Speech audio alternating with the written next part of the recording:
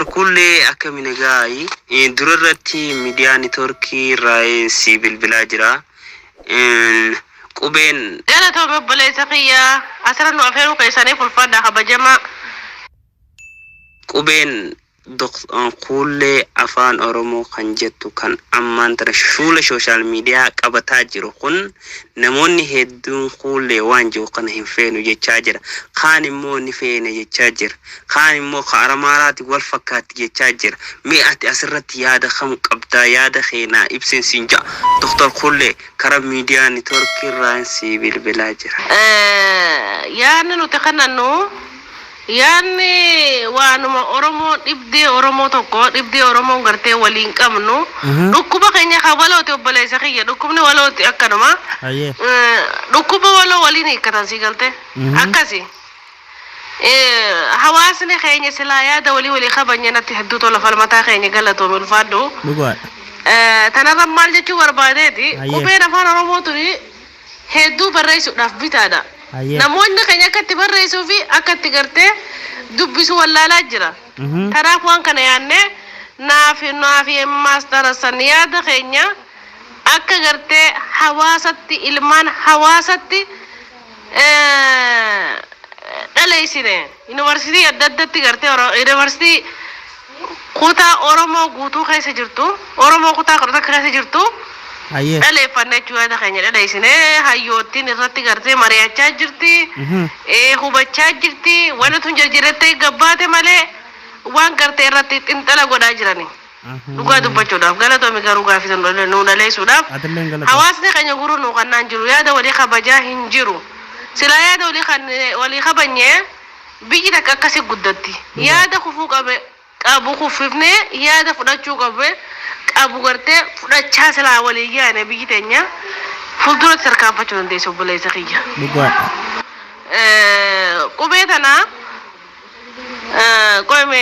qubeen tuni maal seete qubeen tun tun chaayinaa keessaa fudhanne chaayinaa keessaa waa xiqqoo fudhanne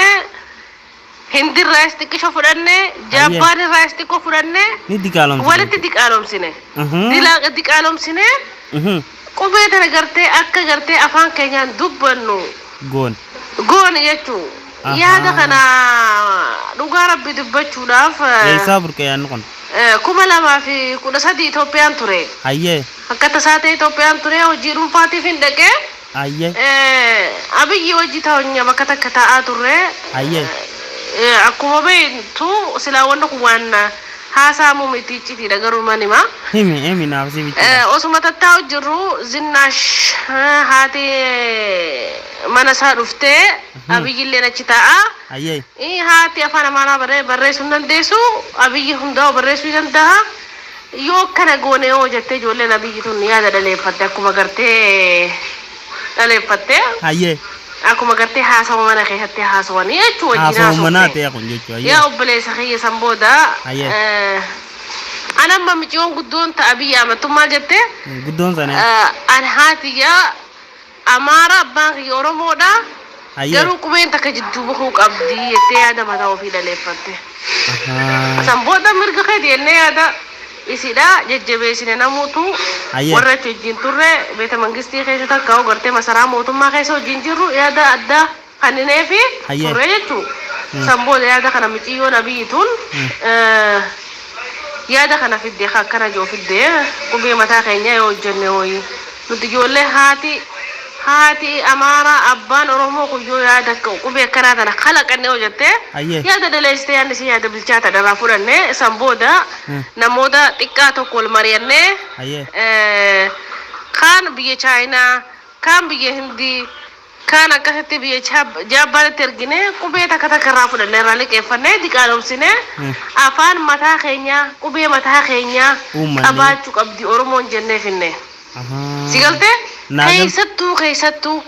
keessattuu amaaraa fi oromoo itti dhaleessite qubeen tun amma qubeen afaan oromoo tuni kara ingiliffaa dhalooti obboleessa kiyya qubee ingiliffaatiin wal fakkaatte amaara waliin nun dhaleessitu tanaaf amaara walitti dhalaa'uuf walitti firoomuudhaaf qubee tana kalayne si galte keessattuu maasillee mushixaa fi qaruuraa shiishaatii fi waan akkana akkanaa of keessaa qabdi irra baay'een isiidha. Maaliif dubartoonni booda fedha, kuullatu fedha, filachuu fedha, shiisha aarsuu fedhan akka fudhatama argattuuf haati teenya hawwattan keenya waan kana simatan jechuun ummata dhiiraa biratti waan salphaadha waan jedhamuuf akkasitti waan gartee dubartoonni keenyatti hawwatamaniif keessa qubee tan akkasitti boonyee keenya galatoomii gaafii deebiinaa godhuu keetiif ulfaadho habiibi. Jabaadho atilleeni waan yaadanuu kaniteef galatoomiin siin ja'a Dr. Kulleedha. Jabaadhuu siin jenna atilleen.